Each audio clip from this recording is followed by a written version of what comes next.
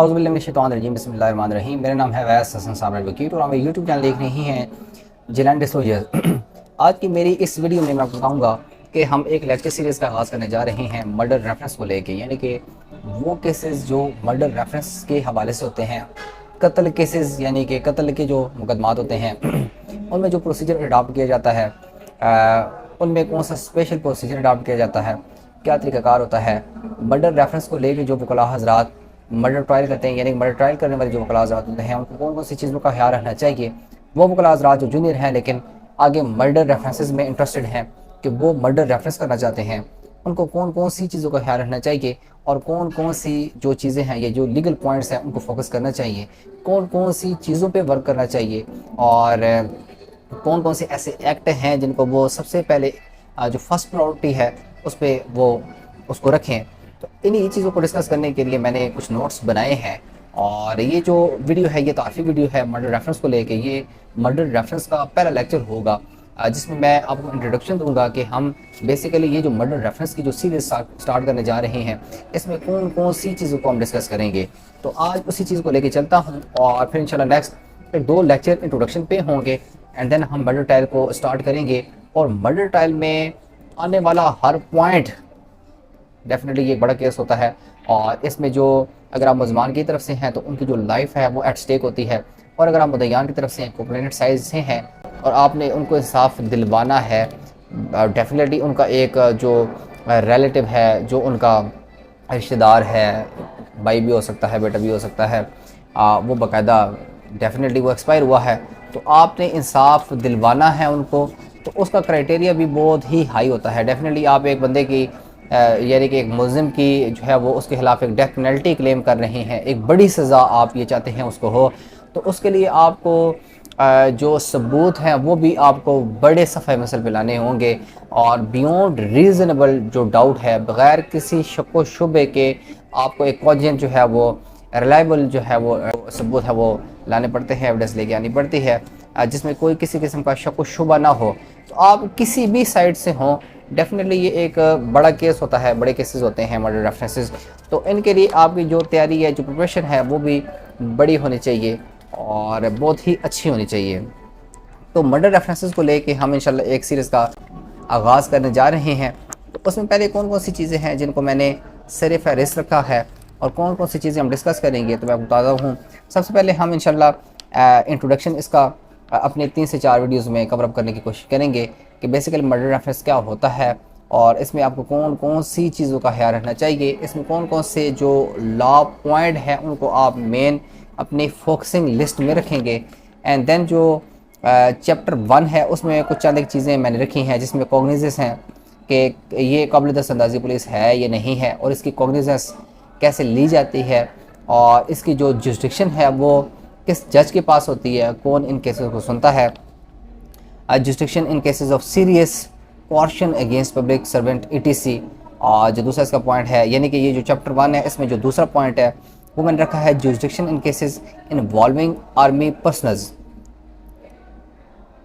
जो नंबर 3 भी मैंने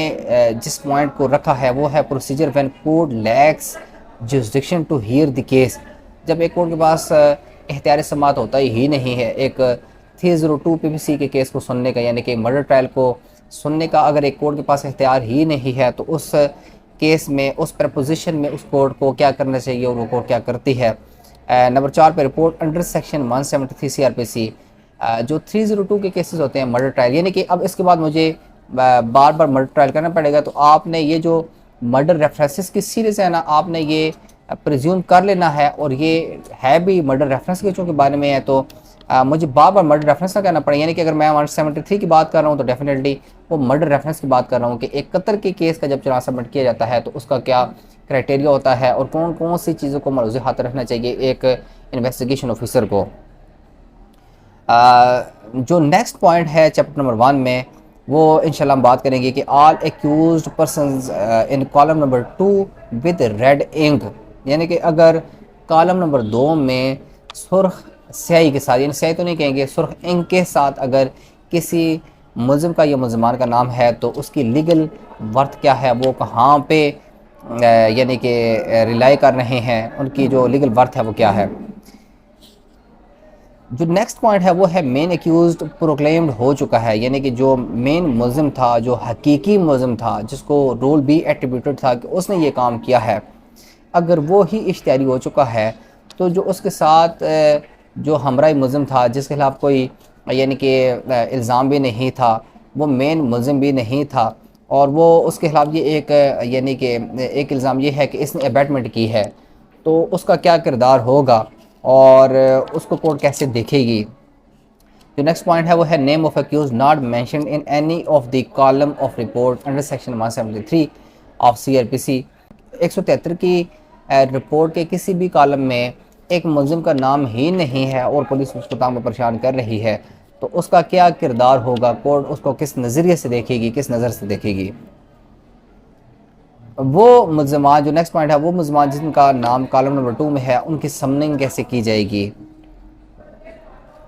और वो एक्यूज जिसकी समनिंग की जा रही है वो इन्वेस्टिगेशन में अगर उसको डिस्चार्ज कर दिया जाए तो कोर्ट उसको कैसे देखेगी। अब ये सारे के सारी चीज़ें हमने चैप्टर नंबर 1 में कवर अप करने की कोशिश करनी है, और इंशाल्लाह हम कवर अप करने की कोशिश करेंगे भी, और अच्छे तरीके से करेंगे। जो चैप्टर नंबर 2 है वो है सप्लाई ऑफ कापीज़, ठीक हो गया। तो चैप्टर नंबर 2 में हम जो 173 की रिपोर्ट होती है, या वो कौन कौन सी ऐसी रिपोर्ट्स हैं, या वो कौन कौन से ऐसे बयानात हैं, स्टेटमेंट्स हैं, वो कौन कौन से ऐसे डॉक्यूमेंट्स हैं जिनकी सप्लाई ज़रूरी होती है, और उनका मोड एंड मैनर क्या होगा during the supplying of such copies. जो चैप्टर नंबर 3 है वो है फ्रेमिंग ऑफ चार्ज। तो जो मर्डर रेफरेंस होता है उसके जो ये स्टेज होती है उसमें यह है कि जो चार्ज है वो कैसे फ्रेम किया जाएगा, उसमें कौन कौन सी चीज़ों का ख्याल कोर्ट रखेगी। और ये मैं आपको ये बता दूं कि ये सारे के सारे जो पॉइंट्स है वो मैं इंशाल्लाह कवर अप करने की कोशिश करूँगा, और उसमें ये होगा कि मैं साथ साथ आपको जजमेंट्स भी बताऊँगा, वो सुप्रीम कोर्ट की हों या लाहौर हाई कोर्ट की हों या किसी भी कोर्ट की हों, जो इंपॉर्टेंट जजमेंट्स हैं इन पॉइंट को डिस्कस करने के लिए इंशाल्लाह उनको भी हम मलूज़ खातर रखेंगे और उनको इंशाल्लाह डिस्कस भी करेंगे। मैं प्रिंट आउट भी निकाल लूँगा उन जजमेंट्स का और आपको साथ साथ बताऊँगा। आपने ऐसा करना है कि आपने अपने पास एक रजिस्टर रख लेना है, और इंशाल्लाह हम इस चीज़ को गाय बगाए लेके आगे चलेंगे। आपने अपने पास जो पॉइंट्स हैं वो नोट कर लेने हैं, इंशाल्लाह आपको बड़ी कामयाबी होगी इंशाअल्लाह ताला अज़्ज़ व जल। इसमें जो चैप्टर नंबर 4 है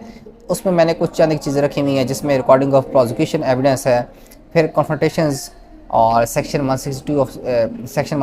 of CRPC, supplementary statements, death of a witness during in subsequent trial, और जो 5वां पॉइंट है इसमें री एग्जामिनेशन ऑफ विटनेस, यानी कि एक आप विटनेस है, गवाह है, उसका इन चीफ करवाते हैं, देन जो अपोनेंट कौंसल है वो क्रॉस एग्जामिन करते हैं, और उसके बाद फिर री एग्जामिनेशन कैसे किया जाएगा, उसकी जो री एग्जामिनेशन है वो कौन से पॉइंट को देख के री एग्जामिन किया जाएगा, उसको री एग्जामिनेशन की जो इजाज़त है, जो परमिशन है, वो कैसे आप ले सकते हैं, इन चीज़ों को हम डिस्कस करेंगे। चैप्टर नंबर 5 है एक्यूज्ड एब्सकॉन्ड ड्यूरिंग ट्रायल। एक वो मुलजिम के जो ट्रायल को फेस कर रहा था, लेकिन ट्रायल के किसी स्टेज पे कई दफ़ा ऐसा होता है कि मुझे को ये लग रहा होता है कि मेरे खिलाफ तो बहुत ज़बरदस्त किस्म की एविडेंस आ चुकी है और मेरे जो केस है वो नहीं टूटा, यानी कि उस केस में डेंट नहीं आए, और जो प्रोसिक्यूशन है उन्होंने अनइम्पीचेबल जो एविडेंस है वो लेके आ गए हैं, एक बहुत ज़बरदस्त केस लेके आ गए हैं। तो वो कई दफ़ा ऐसा होता है कि जो मुज़बान होते हैं वो इश्तिहारी हो जाते हैं, भाग जाते हैं और वो पकड़ाई नहीं देते। तो ऐसी सूरत हाल में यानी कि वो एक्यूज़ पर्सन, वो मुज़बान जो ड्यूरिंग ट्रायल एब्सकॉन्ड यानी कि इश्तिहारी हो जाएँ,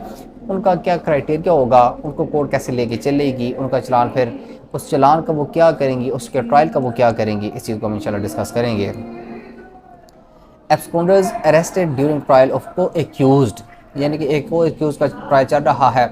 तो ये जो दूसरा मुलज़िम था वो ट्रायल चलने के दौरान ही अरेस्ट हो जाता है, तो उसका हमने क्या करना है, कोर्ट क्या करेगी, उसको टेंडरिंग फोरेंसिक रिपोर्ट्स, जो PFC की रिपोर्ट्स होती हैं उनको कैसे पेश किया जाता है, और वो अगर पेश नहीं होंगी तो ट्रायल को कहाँ लेके जाया जाएगा,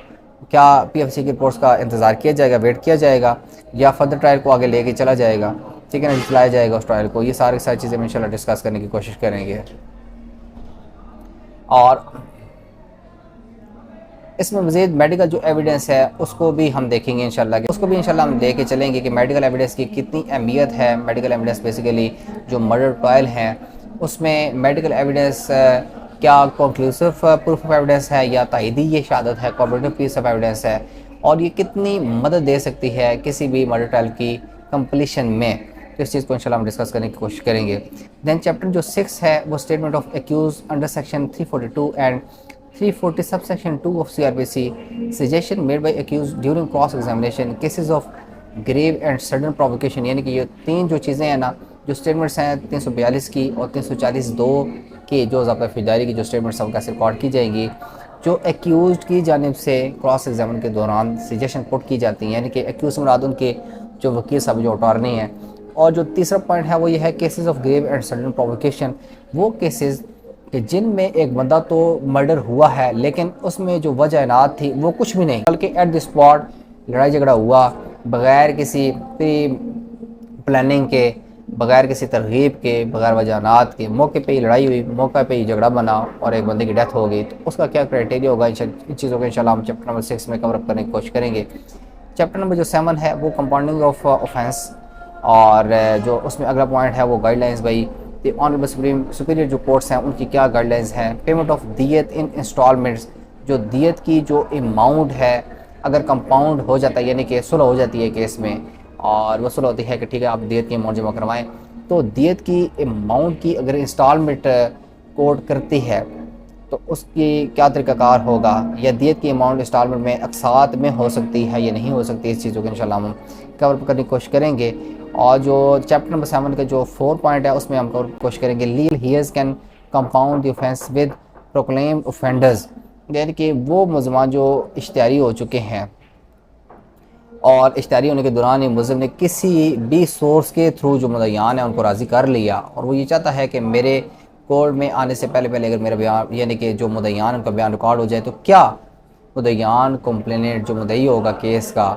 क्या वो एक इश्तिहारी मुलज़िम के बिहाफ पे या उसके साथ कोर्ट में जाके राज़नामा कर सकता है या नहीं कर सकता, और उसके लिए क्या मुलज़िम की मौजूदगी ज़रूरी है या नहीं ज़रूरी, इंशाल्लाह इन चीज़ों को हम कवर करने की कोशिश करेंगे। और इसके बाद theory of merger not available now, इस चीज़ को हम इंशाल्लाह कवर करने की कोशिश करेंगे। और इसमें ये जो 7 चैप्टर है ये चंद एक चीज़ें हैं। अब 1 से लेकर 7 चैप्टर तक मैंने आपको बताया कि मैंने कौन कौन सी चीज़ें सारे फहरिस्त रखी हुई हैं, और इसमें टोटल जो मैंने चैप्टर बनाए हुए हैं वो हैं 14, तो 7 इंशाल्लाह इस वीडियो में मैंने डिस्कस किए हैं और 7 इंशाल्लाह मैं जो नेक्स्ट वीडियो होगी वो डिस्कस करने की कोशिश करूँगा। और फिर इंशाल्लाह 1-2 और चीज़ें हैं उनको तीसरे लेक्चर में हम कवर करेंगे, और फिर उसके बाद आस्ता आस्ता करते फिर इंशाल्लाह 302 के ट्रायल को हम लेके आगे चलेंगे और बहुत सारी चीज़ें इंशाल्लाह सीखेंगे। मेरे जो उस्ताद मोहतरम हैं वो हैं बिशारतुल्लाह खान साहब, ex vice chairman Punjab bar council, और माशाल्लाह वो जो मर्डर रेफरेंस हैं वही उनकी स्पेशलाइजेशन है, और रोज़ाना के बेस पे कई केसेस 302 के मर्डर रेफरेंसेस के लगे होते हैं उनके पास, यानी कि पेंडिंग होते हैं।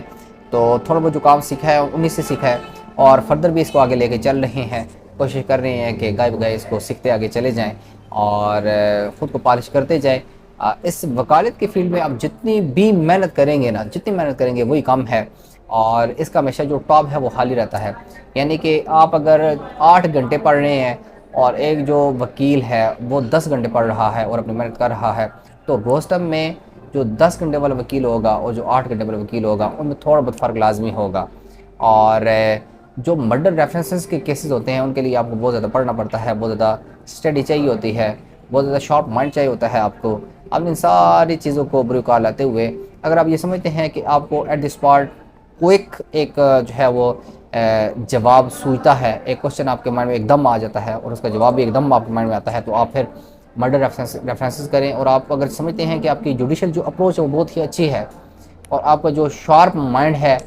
वो आपको मदद उससे मिल सकती है, तो देन ये आप 302 के केसेस करें, क्योंकि इसमें मैंने जैसा कि आपको बताया कि अगर आप मुल्ज़िम की तरफ से हैं तो उसकी जो लाइफ है वो एट स्टेक है, वो ख़तरे में है, और अगर आप मुद्दईयान की तरफ से है तो आपने बहुत ही बड़ा इंसाफ लेके देना है। और आप चूँकि डेथ पेनल्टी क्लेम कर रहे हैं, एक मुल्ज़िम की जो सज़ा है वो एज़ अ फांसी, आप उसकी